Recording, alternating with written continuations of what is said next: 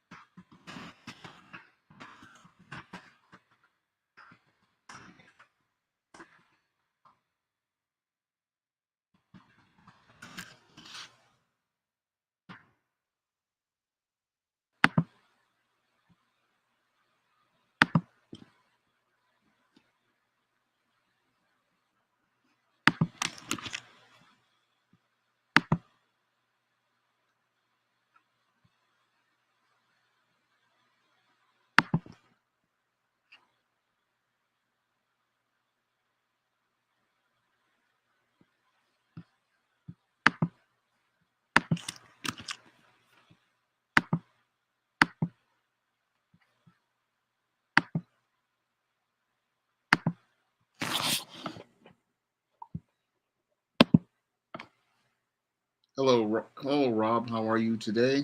And before I get into tonight's topic, I want to talk to everybody about the SJS Direct 2023 catalog because SJS Direct is a Black-owned business, and I go out and produce positive Black fiction that is designed to uplift and inspire Black people. And the first book in the SJS Direct 2023 catalog is John Haynes' Godbreaker, and you can get your copy of John Haynes' Godbreaker on Amazon.com right now in paperback, and you can also you can pre-order a digital copy on Kindle, and this book will be officially available next week on March 31st. So I'm asking everybody to go out here and pick up a copy of John Haynes' Godbreaker to help me kick off the 2023 catalog for SJS Direct.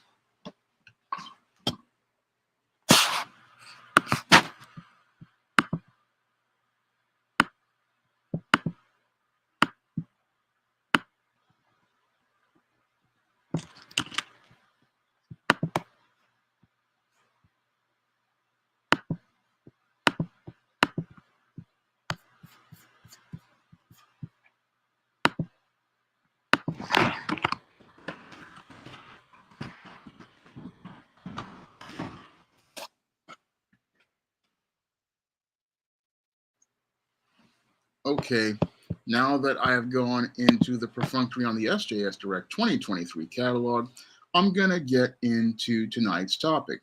Now, tonight's topic is inspired by a video I made this week where I made the point saying that the NAACP does not speak for me on reparations.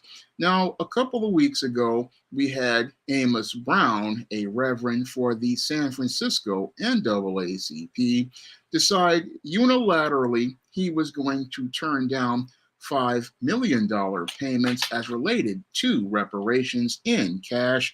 And he wanted to go out here and propose that Black people would be recompensed for the legacy of slavery, the oppression Black people suffered during Jim Crow, and the current and ongoing discrimination with a whole host of government programs.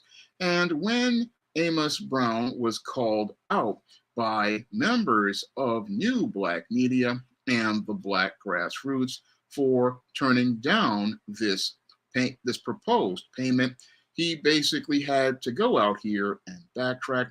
And as I see it, Amos Brown and the NAACP does not speak for me, and they are not allowed to speak for me or any Black person as related to the subject of reparations, because the subject of reparations did not start with this old archaic institution, which was not founded for the advancement of Black people or by Black people.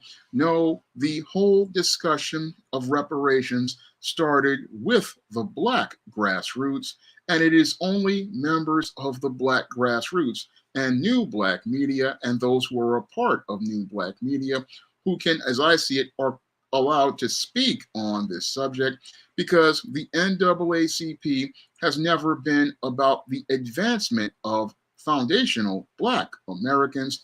No, it is about the advancement of certain colored people, and that has been since its inception on day one. Now, the NAACP is not a Black organization, and it never was a Black organization at all. No, the NAACP was founded primarily by whites, and it had maybe two people who were Black, W.E.B. Du Bois and Ida B. Wells, as part of its establishment. And those two Black people were basically on the fringe of this organization, which was designed to represent Black people for the whites on the right and the left, and push their agenda with Black faces, like this Black pastor. Now, this Black pastor in the Black community has always been a historical Judas and historical Brutus, and this traitor to the Black community has always used religion in order to push white supremacy's agenda. And that's what's happening here with Reverend Amos Brown. Here we have a bootlick who has been sent to go out here and push white supremacy's agenda as related to the subject of reparations. And what they want to do is put this pitchman in front of the subject so that he can be the mouthpiece that tells the Black masses what the white supremacist wants to hear as related to the subject, because what the white supremacist is used to as related to the subjects in the Black community and the narratives of the Black community is going out here and getting their mouthpieces to go out here and tell the Black masses what they want to hear. And that's basically what they wanted to do with Amos Brown. What they wanted to do is find one of their bootlick Black pastors, go out here and get him to be the face of the subject, and then go out here and have him parroting a narrative to Black people, telling them what the white supremacist wants to hear. And that's what they're doing with this bootlick right now. And this is where Black people have to come out, like myself, and openly go out here and say that the NAACP does not speak for me. And that's what I said in my classic video this week. I went out here and made my own statement, because as a Black man, it is me who speaks for myself. And when I speak for myself, I am the one who was making the terms as related to this subject. And that's what most foundational Black Americans out here have to do, because we cannot allow this organization to go out here and try to represent us as related to reparations, because reparations is about making Black people whole, not making a whole bunch of bootlicks and elites rich at our expense. Because it's these bootlicks who have undermined the Black community for the last, I say, 100 years. And it's this group of buffer Blacks who have gone out here and gotten in front of us as related to numerous subjects. And as these individuals have gotten in front of us as related to numerous subjects, as related to the Black community, the quality of life in Black America has declined. Because ever since these individuals got in front of us during the time of the Civil Rights Movement, what has happened is, instead of us being able to finally get an opportunity to live the American dream, these individuals have helped turn the Black community into a living nightmare. And while the Black community has become a living nightmare, where foreigners control all of the businesses and urban terrorists terrorize other Black people, these bootlicks have gone on to live in an enclave in suburbia. And as they've lived in suburbia, getting rich at Black people's expense, what has happened is these individuals go out here and they live the high life while most Black people live in misery. And what they want to do is create a pathway to the same type of dysfunction that we have seen for the last 60 years by getting in front of reparations and looking to turn cash payments into programs that have failed for the last 60 years. When President Johnson came up with his Great Society, and when he came up with his Great Society, it wasn't great for Black people, even though Lyndon Johnson promised that his Great Society would go out here and make life better for Black people. It did not put Black people on any road where they were going to get any wealth. No, all he did was create a whole host of government programs, and these government programs, all they did was keep Black people poor, while a small group of white individuals and bootlicks went out here and got rich at the expense of the Black community. Now, as a child who grew up during the time of the Great Society, I grew up on many of these programs during the 80s. I grew up on welfare, I grew up on food stamps, and I grew up in Section 8 housing. And the promise that was told to us back then was that if we took these programs, we would go on to be on a road to becoming a part of the middle class. This is what we were sold back in the 80s. In many of these areas, like the South Bronx, we were told, oh, if you go out here and your kids are in these programs and live in Section 8 housing, they will get an improved quality of life.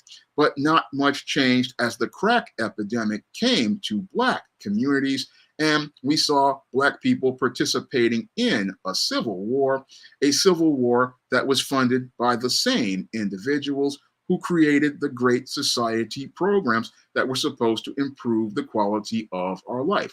Critical question I would like to ask is, how did all of those drugs that came into the Black community help anybody get to the middle class? That's a critical question I would like to ask, because again, Black people weren't the ones who brought the drugs into the community. And we also had all of these programs, again, which we're talking about, hey, we're going to go out here and improve the quality of life.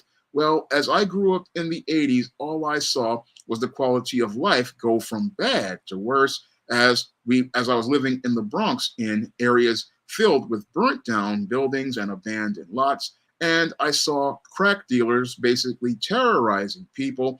And most people who aspired to go out here and get that education, like myself and members of my family, we had to walk on eggshells as related to things, and our quality of life did not improve as related to these government programs. Meanwhile, many of these politicians on the left, they were out here making a lot of money from these earmarks, from these block grants, and from all of these different programs that they put out here.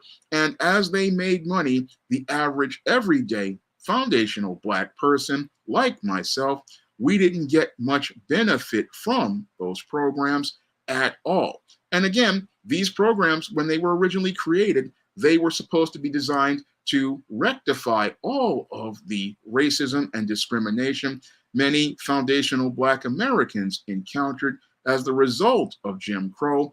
But instead of us getting a better quality of life, a small group of individuals, again, like these leftist politicians, like these Black pastors, and like many of these city councilmen, they went out here and got all of this money kicked back to them as related to these earmarks and these government programs. And they and their philanthropic friends who were a part of nonprofits, they went out here and profited at the expense of Black people who struggled and suffered in much of this Section 8 housing, much of this whole welfare programs, and oftentimes had to deal with these people having them at their mercy, the same way they would have been under a slave master under a plantation. So this is what the people want to sit there and bring us back to with guys like Amos Brown. They want to take us back to the world of government programs. But as someone who lived through those government programs, I can tell you that Black people are not going to get a single thing from a government program like a public housing, like a program for college tuition, like a college grant. I mean, none of those things are going to benefit anyone like myself because I've already lived in public housing. I've already been to college on your government grant. So, how is that going to be reparations for me? That's a critical question I would like to ask Amos Brown.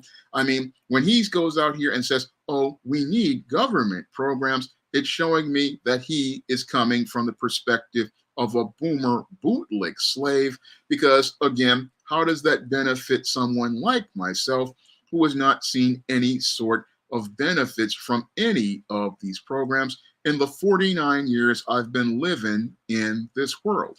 I mean, I have lived over the last 49 years, and I have seen people go out here and make all of these things talking about government programs, and government programs don't really help anyone except the individuals who are out here creating these philanthropic nonprofit ventures. And as they're going out here getting all of this grant money, they're not going out here and giving any sort of compensation that meets the promises that they make as related to these programs. And again, I have been made all of these promises over my life.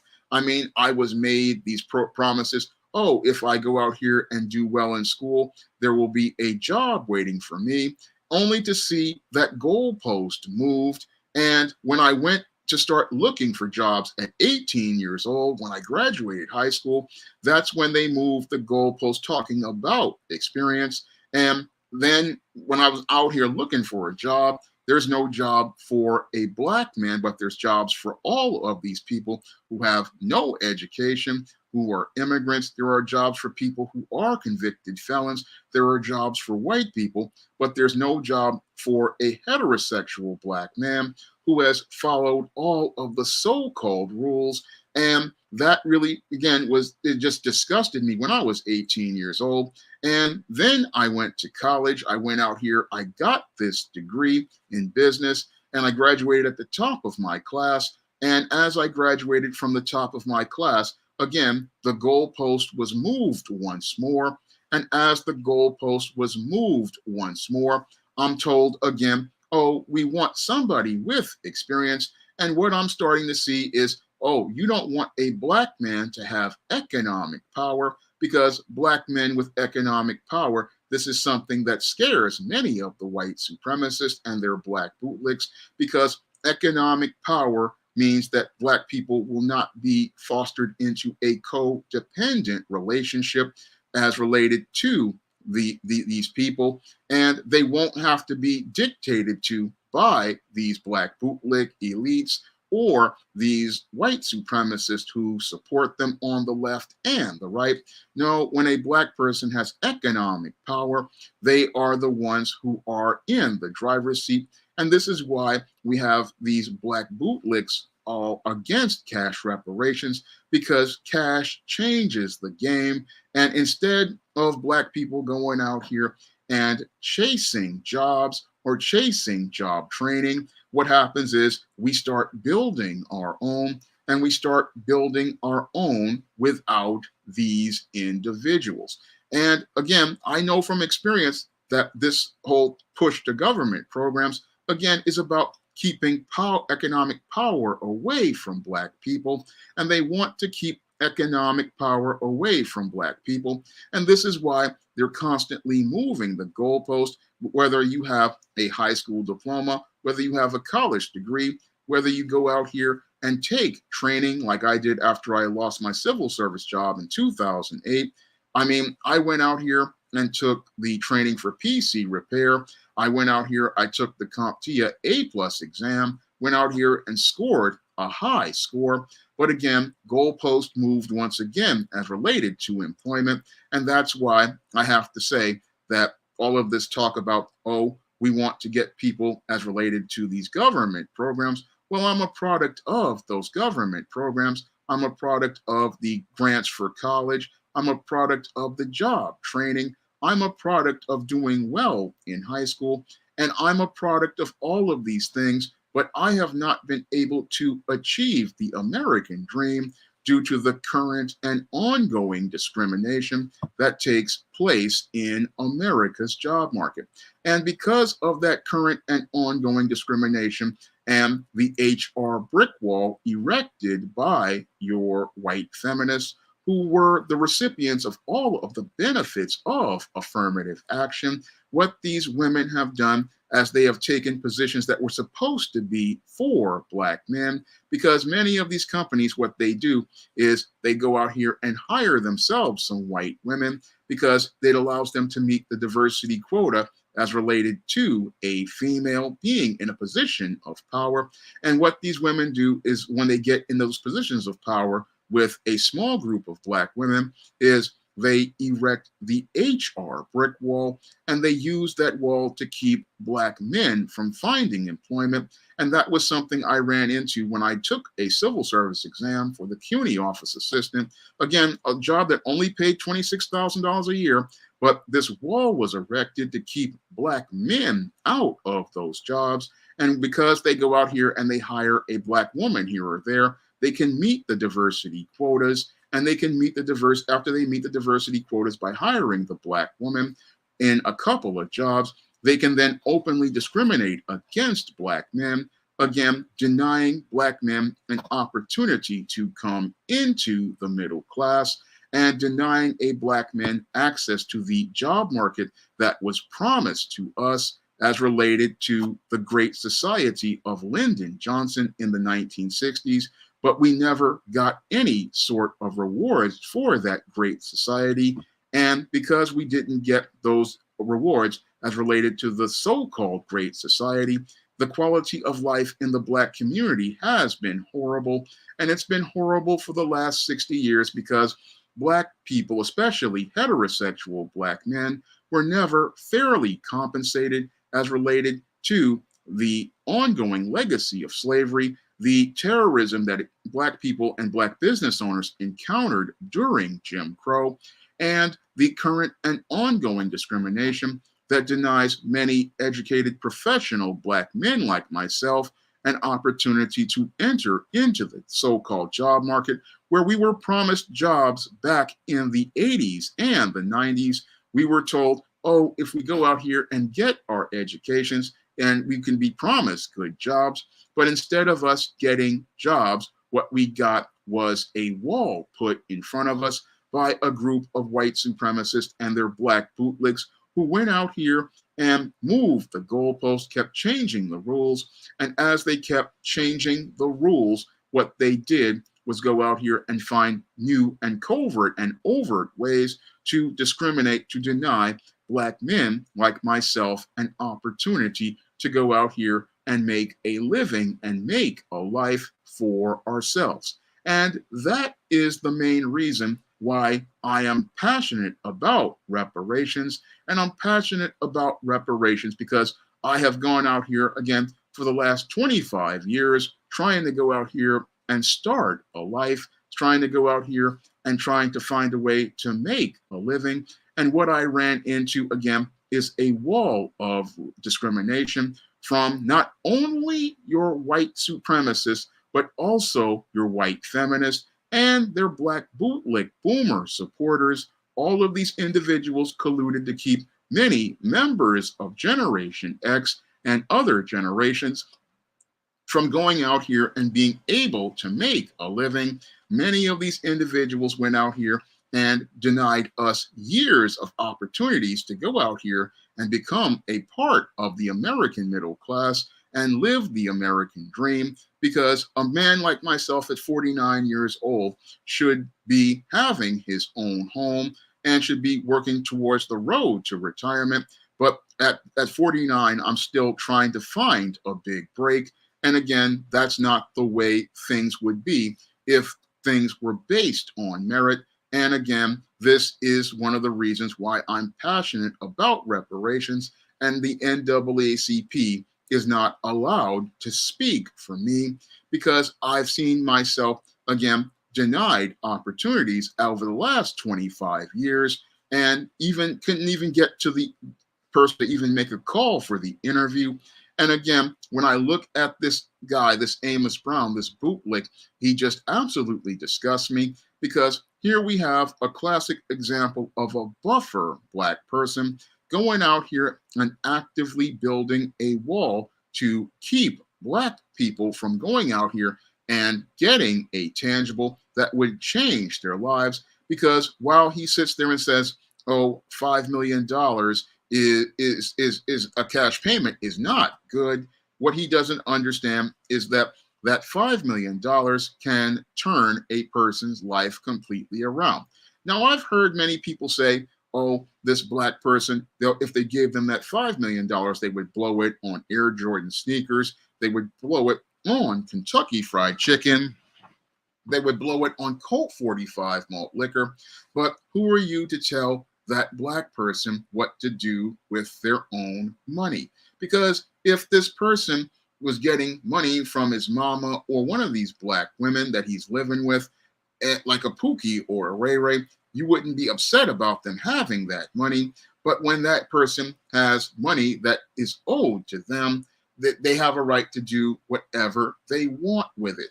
And again, nobody has a right to tell somebody what to do with money that is theirs. And having cash, again, this is their right to have this because you denied this person an ability to make a living for, in some cases, 40 years. And you denied this person an ability to go out here and go work for their own money. No, you threw a whole bunch of obstacles in front of that person like myself, and that person needs to be compensated not only for the damage that was done generationally as related to the slavery, they were damaged as related economically because of the terrorism of the Ku Klux Klan, which destroyed black-owned businesses and black towns and destroyed decades of economic progress, not to mention things like the COINTEL programs, which were designed to sabotage black communities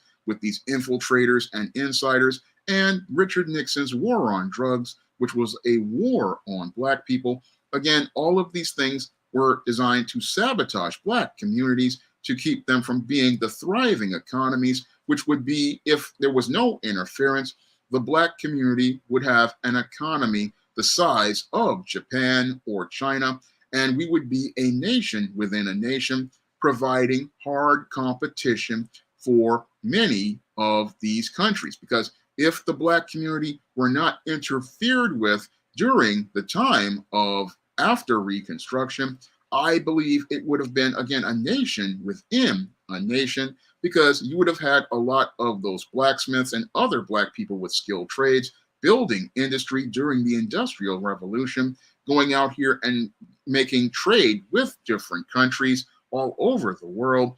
And we would have seen a lot of innovation and creativity from those companies. And we would have seen a black economy that would be as strong, again, as the economy of Japan, had it not been for the saboteurs terrorizing that burgeoning black community, and had it not been for the further sabotage of the civil rights movement through integration. And again, all of this is reasons for reparations, because again, we've had black people's whole economy basically sabotaged to the point where it was never able to actualize its potential. And because we weren't allowed to actualize our potential economically, we should be recompensed for all of the opportunities that were denied us. And we need to be recompensed for that, because we saw trillions of dollars lost as related to much of the innovation as related to the American economy, because lots of potential black inventors lost their ability to go out here and make wealth. A lot of black people lost their ability to go out here and be able to actualize their talents. as related to their gifts, because some were basically traumatized as related to the years of terrorism under the Ku Klux Klan. Many more were traumatized as related to the psychological warfare of the feminist movement and the PSYOP movements of the whole drug trade. I mean, lots of people lost their potential. And again, that needs to be compensated, and it needs to be compensated fairly as related to things. Now, your Amos Brown, as he was backpedaling, he wanted to say, oh, the reparations shouldn't just be a $5 million. Well, what number do you think it should be, Amos? Again, critical question.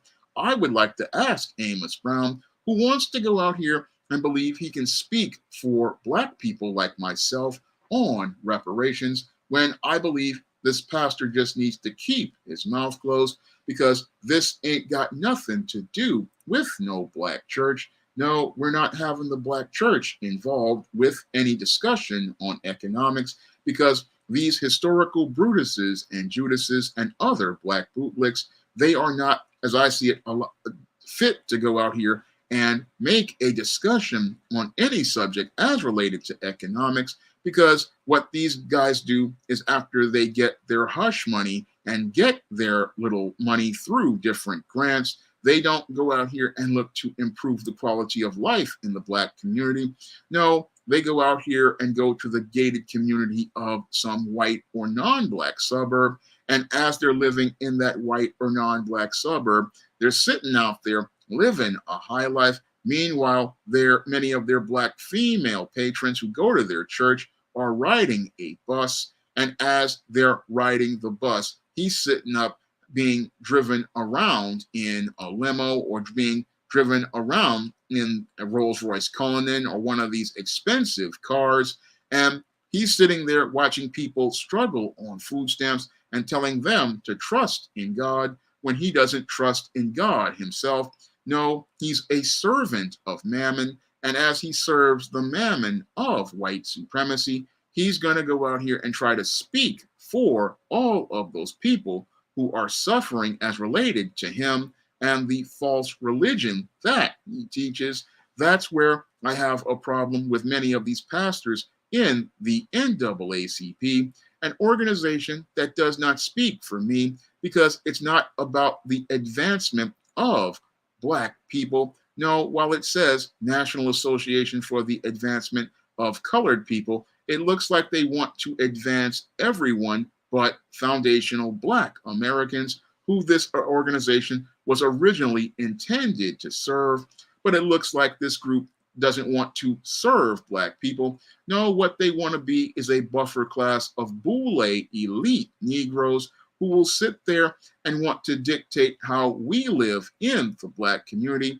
They want to take the cake and want us to eat the crumbs. But I'm tired of eating crumbs at this point, because I've been eating crumbs for over 25 years. I have been following all of the rules as related to the way they do things. And again, I have not seen a single benefit. I mean, I have not seen a single job. I have not been able to make any of this money as related to many of their promises. Again, after these boomers got their jobs, they went out here and burned down the ladder, kicking the door closed as related to all of the people of my generation. And what they want to do is go out here and kick the door closed on reparations, because they have the I got mine, screw you mentality. And they believe that since they've got theirs, they don't care about any of us. So they cannot speak for me on reparations. They cannot speak for me on compensation, because they weren't the ones who helped a single brother like myself in 25 to 30 years. No, these individuals just sat there and they got their money by bootlicking white supremacy.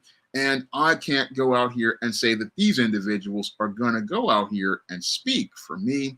No, these individuals aren't fit to represent me at all, because if you will deny me a career over the last 25 years, then I'm going to have to stand up when you start denying me a cash payment, because I don't need your government programs. I don't need your college grants. I'm tired of of these programs and these college grants because none of this stuff is going to get me the job that you guys keep putting in front of me like a carrot.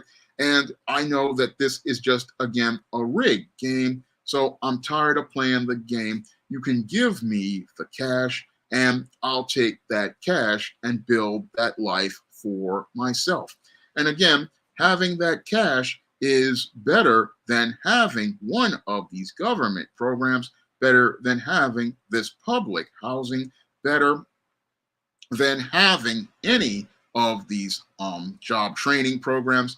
It's better than anything because, again, with cash, you can do whatever you want. With cash, you can go out here and you can buy your property. You can go out here and pay your property taxes. And that's the end of it, because you hear there's a bunch of guys out here talking about, oh, we need to have land. Well, with cash, like Professor Black Truth has stated, and I know as a business person, when you have cash, you can buy property. And when you have cash, you can go out here and pay your property tax. You can go out here and pay for maintaining your area.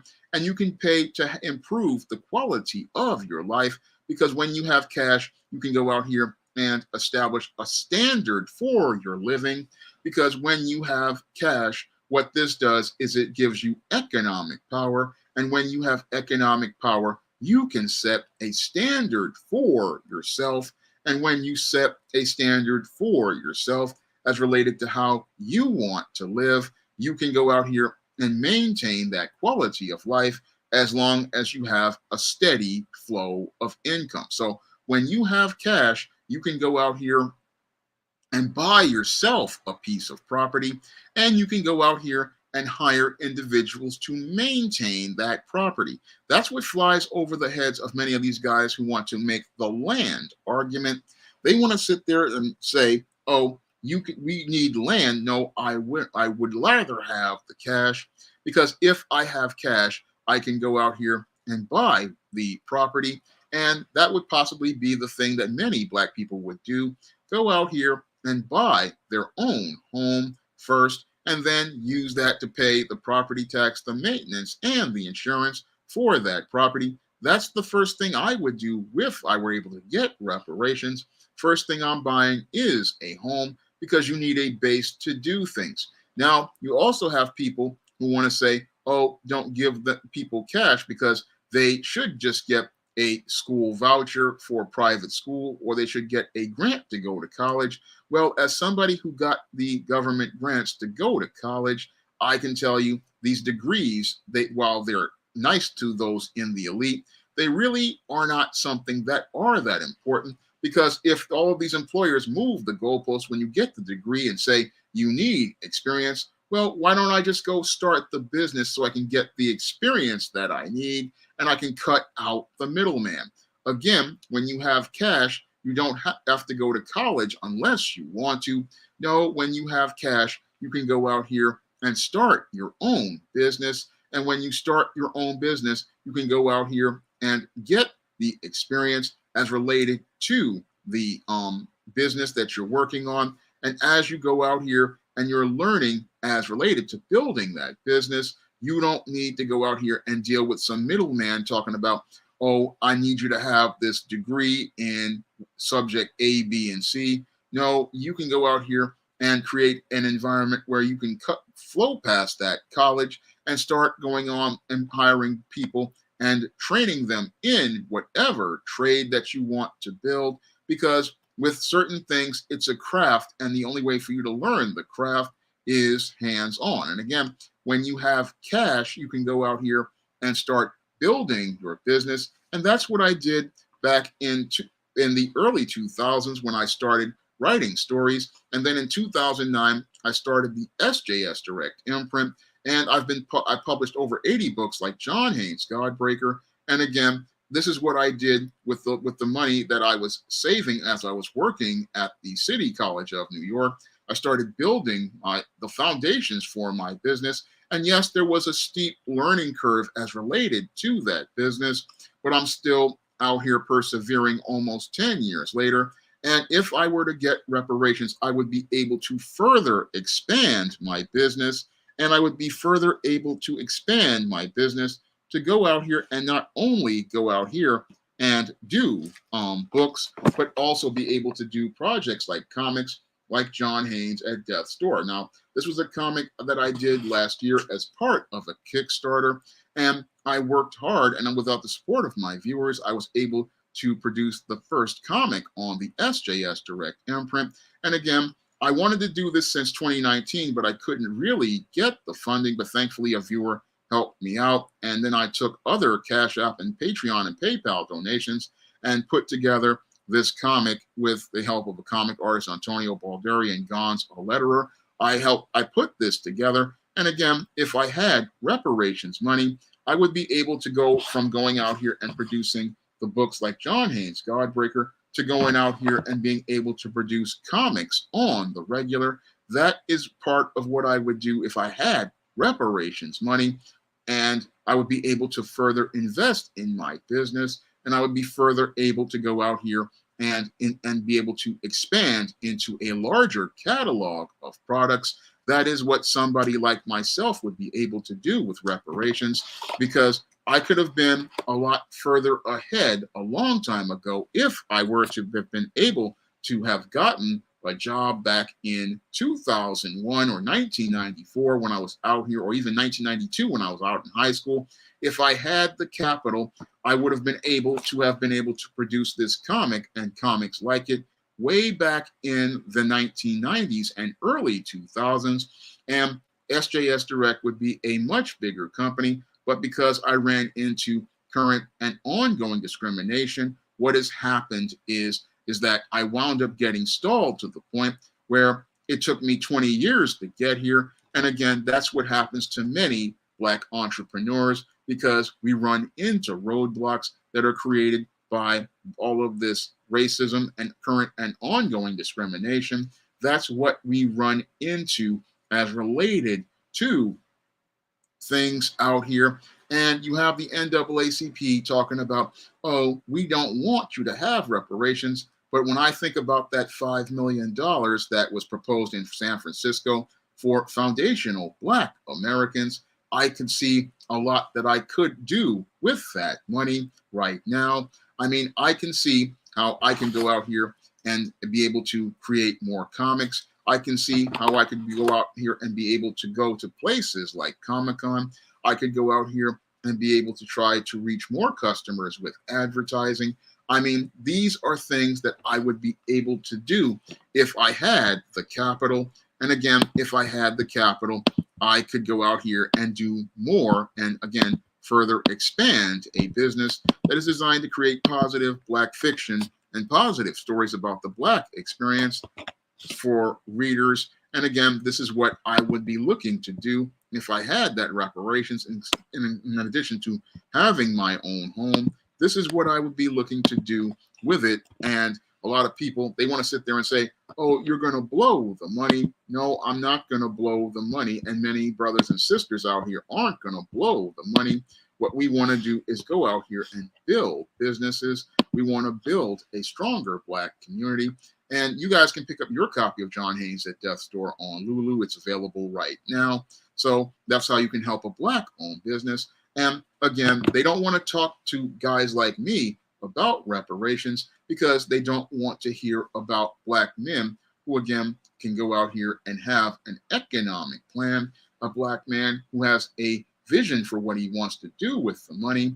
No, what they want to do is what guys like this Amos Brown want to do is go out here and promote a narrative regarding a Black person who's going to be a minstrel. They want to talk about, oh, there's going to be a Pookie or a Ray Ray who's going to be going out here and buying $10,000 worth of Air Jordans and $5,000 worth of Kentucky Fried Chicken.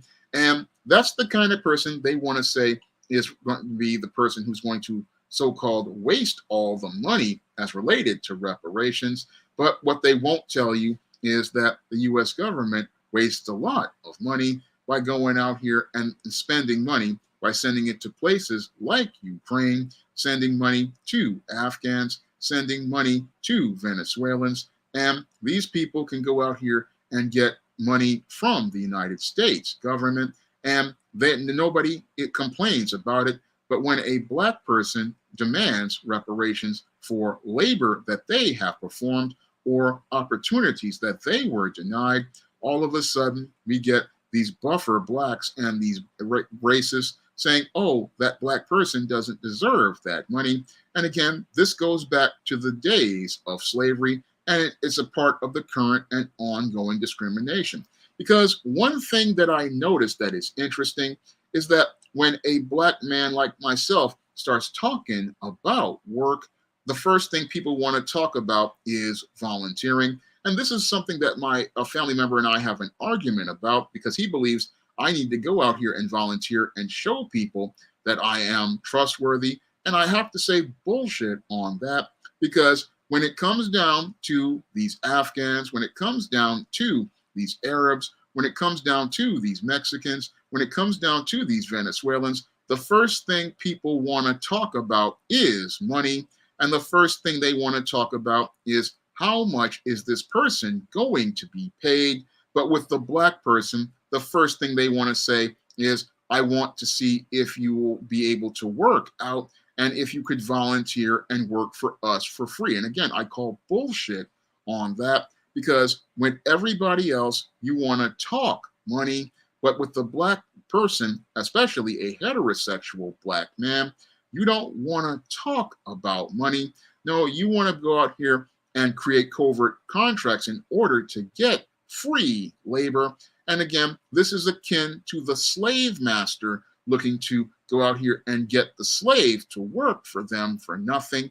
And this is, again, devalues the black dollar, because you're saying that this black person's labor is worth less than a non-citizen. The non-citizen, while you're paying him off the books, you're still looking to offer them economic money as related to their labor. You're looking to compensate them as related to their labor. But the black person, you don't want to sit there and talk about compensating them for their current labor. And you also don't want to talk about compensating them fairly. I mean, when I look at this, again, this is why we need reparations, because this system is still going on. And as this system is going on, what you're seeing is people saying, oh, I don't want to give that black person compensation. I want to go out here and try to lowball the black person. I want to go out here and try to go out here and devalue the black person's labor. And that's why reparations is important, because again, this is current and ongoing discrimination. And that's why that video I did resonated with a lot of people, because I wanted people to understand that this isn't just about recompensing us for slavery. No, there are lots of brothers and sisters out here who have been denied their chance at the American dream, like I was denied a chance at the American dream. A lot of black people out here, we believed all the lies that we were told about the Great Society. We were told about the Great Society when we were in junior high school and college. Oh, if we go out here and do well in school, somebody will go out here and give us an opportunity to show our worth in the job market. But instead of us getting that opportunity to show our worth, what we got was the door slammed in our faces and an HR brick wall erected by black bootlicks, white feminists, and black feminists. And as these individuals went out here and erected these walls to keep people, especially black heterosexual men, from building in their own communities, this is why the quality of life in black communities is a ghetto. And it's a ghetto because, again, many brothers like myself and many sisters out here who are good sisters, they never got that opportunity to go out here and actualize their potential, because what we kept running into were these buffer blacks and buffer bootlicks who went out here and, like this Amos Brown, who were looking to get benefits from themselves. And as they were looking to get benefits for themselves from the system of white supremacy, they were looking to keep other black people oppressed. But reparations, what this does is makes the entire black community whole.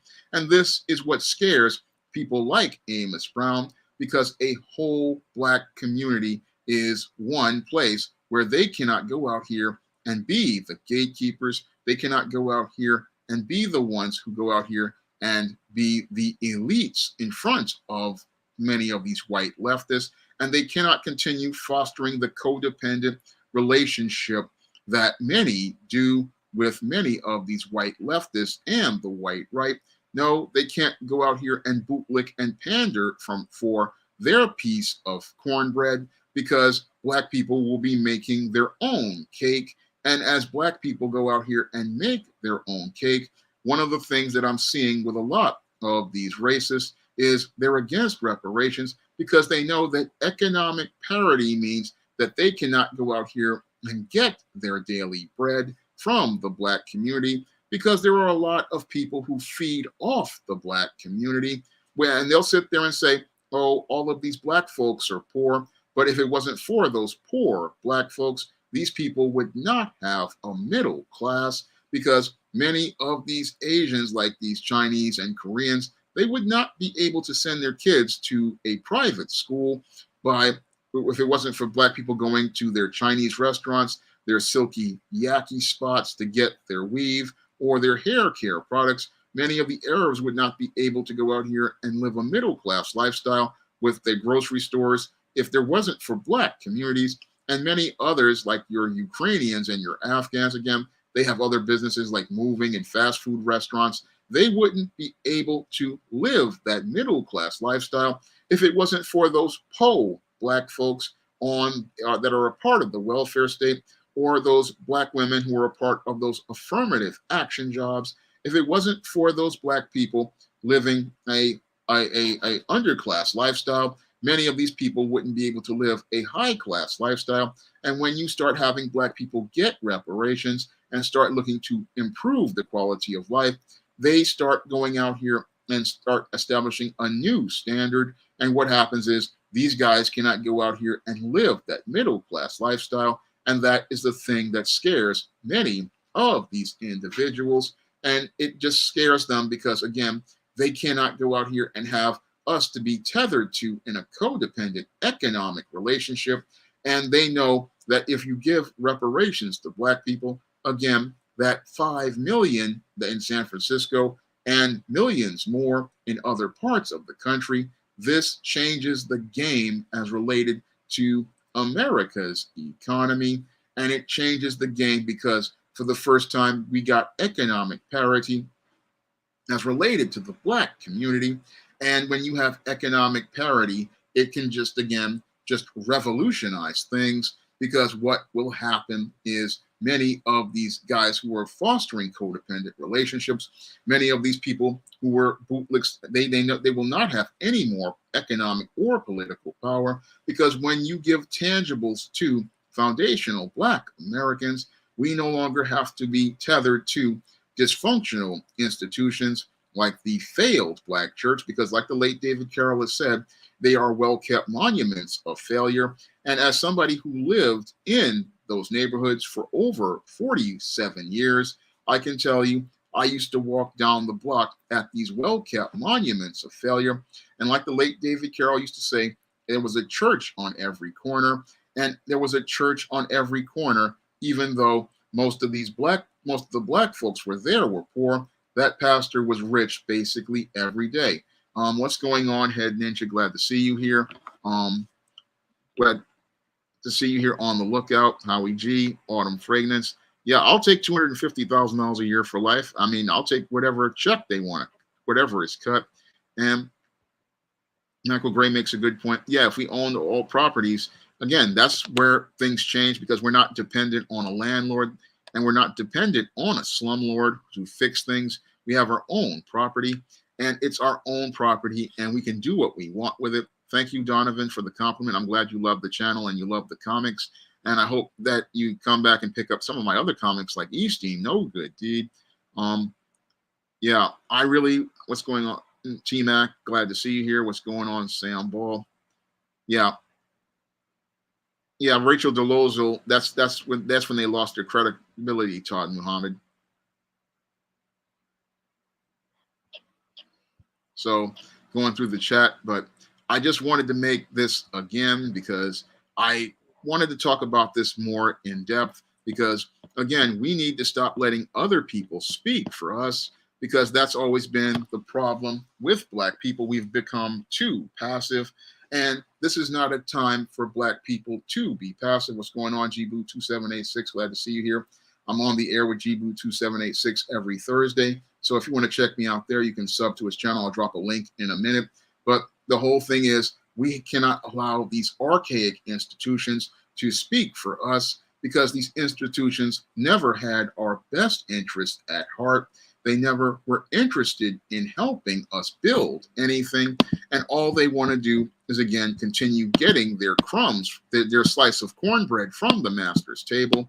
And once they get their slice of cornbread, they don't care about the rest of us because they have advanced as a group and they will sit there and leave us behind as these bootlicks sit in their ivory towers, believing that they are some sort of elite because some of them have these degrees from these top universities. Some of these people were born into these families and they don't care about us. And it clearly shows us who our enemies are from within, because ever since the Black grassroots went out here and started talking about reparations, we have seen who our enemy is, and our enemy within, we're starting to see who they are because they're the ones speaking against reparations, trying to get us back on the treadmill, back to government programs that did not work ever since the Great Society.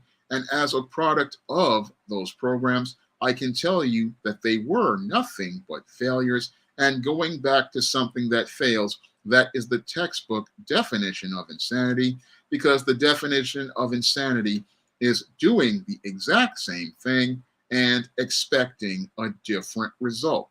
And going back to government programs and public housing, that's the definition of insanity for Black people, because none of these remedies made Black people whole. No, there were a lot of saboteurs in these programs, and like the Section 8 program, in order to get this housing, many of these people would undermine those who tried to get jobs. They would go out here and get in their way. And I can tell you that from experience, that what they'll do is, again, when you get a job, they want to go out here and get your first 3 pay stubs. They want to go out here and then charge you rent for 3 or 4 months at a time.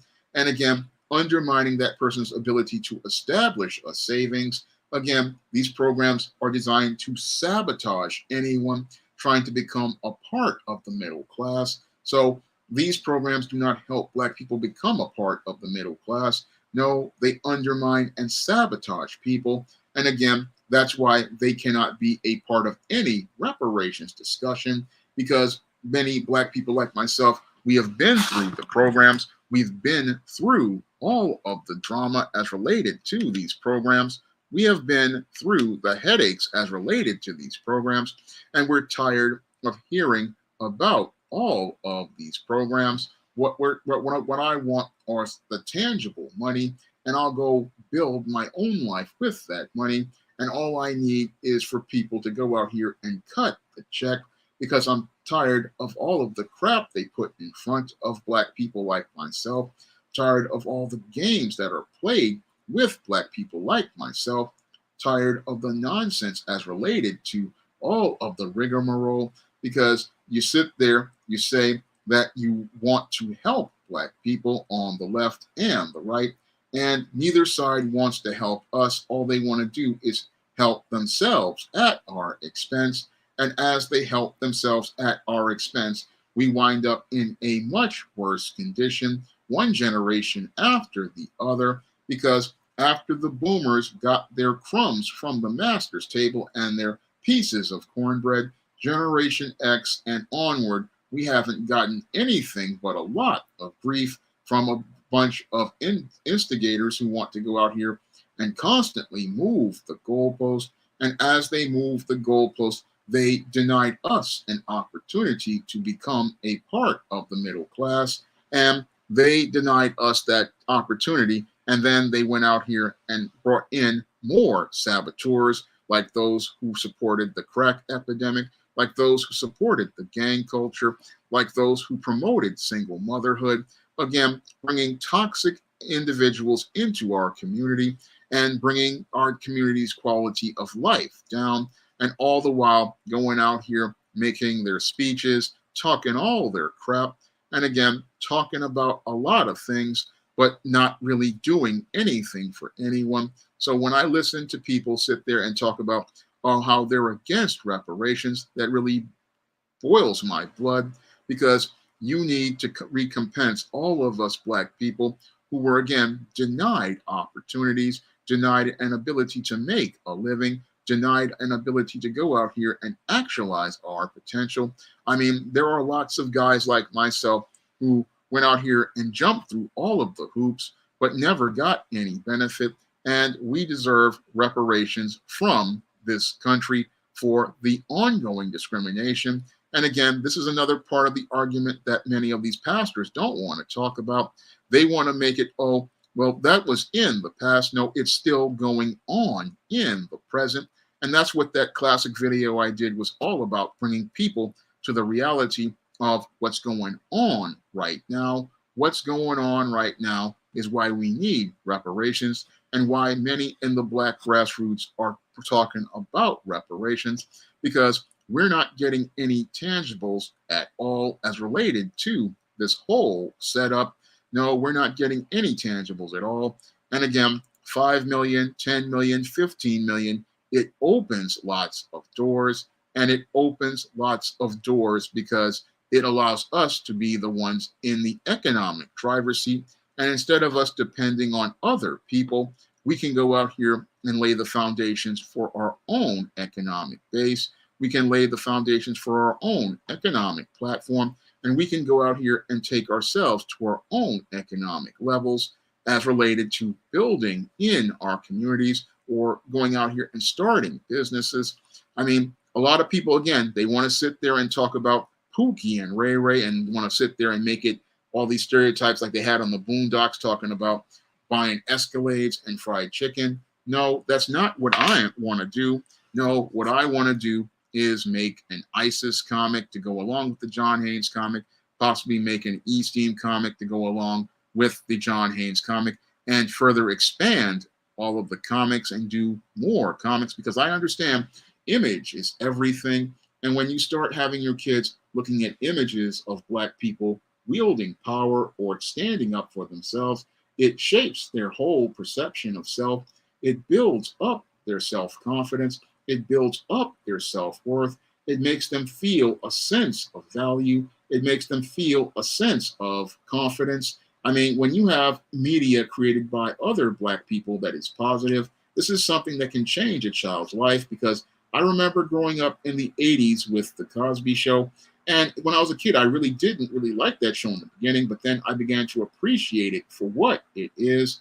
That's what people do. Again, Bill Cosby shaped a whole generation of kids by just having The Cosby Show and seeing all of those Black, and seeing that Black family like that, and seeing other Black shows coming up in the 80s and the 90s that wound up changing the perception of Black people for a generation like mine. I mean, that's the thing that inspired me to go out here and start writing again as related to my mission at 17 years old, was Bill Cosby and The Cosby Show and guys like Spike Lee and many others.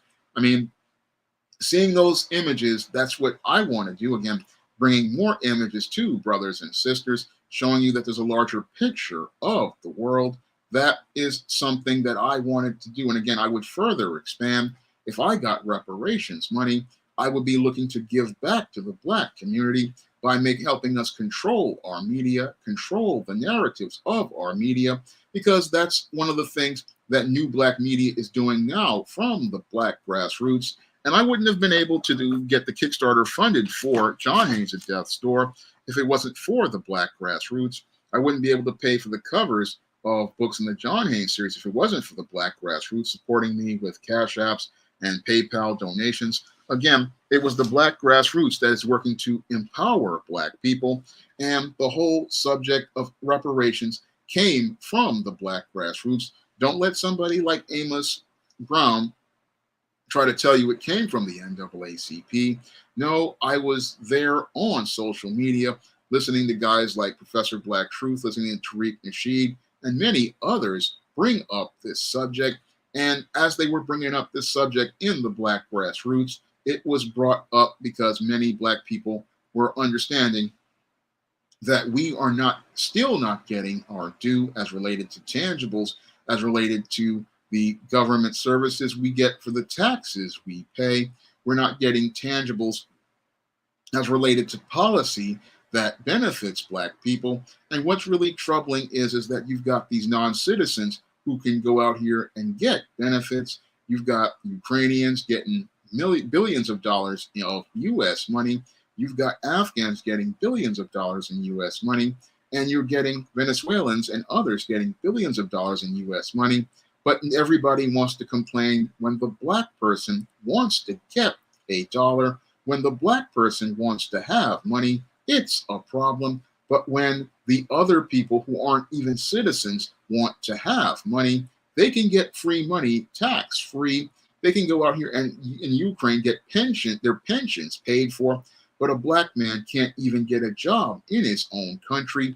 Again, this is just a hypocritical double standard. And you want to say that we don't need reparations. Well, if this Ukrainian can get his pension paid for, we can be compensated for the ongoing discrimination, the terrorism of Jim Crow, the sabotage of the Black economy through integration, and we can be compensated for the ongoing legacy of slavery. We can be compensated. People will sit there and say, oh, there's no money for reparations. Well, if you can go out here and spend money on Ukrainians, you can pay for the pensions of Ukrainians. You can go out here and pay for Afghans. You can go out here and pay for Mexicans and Venezuelans. Then you can go out here and pay U.S. citizens. That's what you can do. And again, this is why the NAACP cannot speak for me, and they should not speak for you on the subjects of reparations. And the only words I have to say to those who are a part of the NAACP, which is not about advancing me, is the same thing I would say to many of these politicians, and that is cut the check. Now, I'm going to get ready to wrap up tonight's stream, and I would appreciate it if you guys would head over, if you want to donate to the Cash App, because that helps me stay on the air and be able to make more projects like this. Or if you would head over to Amazon.com or Lulu to pick up the paperback versions of John Haynes' Godbreaker and John Haynes at Death's Door, or any of the other titles on the SJS Direct imprint, because that helps a Black-owned business continue to expand and also expands people's minds so that you can see a positive image of Black manhood and Black masculinity. So every time you buy a product from SJS Direct, you help a Black-owned business, and you help me be able to take a Black-owned business to a higher level. And again, if I were able to get reparations, I'd be able to further create more products and be able to do more. So that's what I'm trying to do right now, trying to build this business. And again, this is why the NAACP cannot speak for me on this subject, because as a Black business owner, I know what I would do with reparations money, and you should have a plan for what you want to do with this kind of money, because this type of tangible, again, can change your lives. And this is why I spoke on it for a second time, because again, the NAACP can't speak for me, and it can't speak for any of us as related to this subject.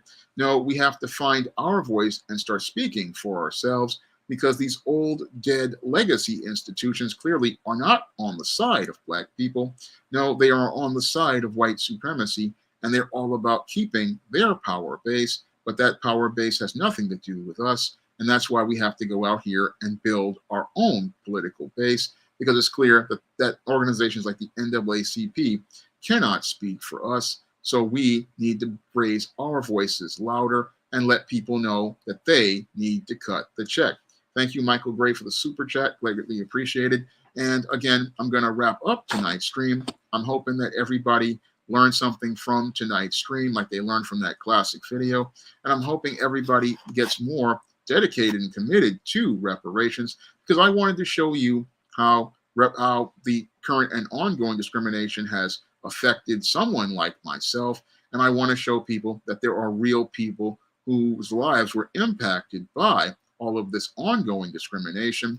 And I also wanted to show that reparations can transform a life, because reparations can change a lot of brothers and sisters' lives.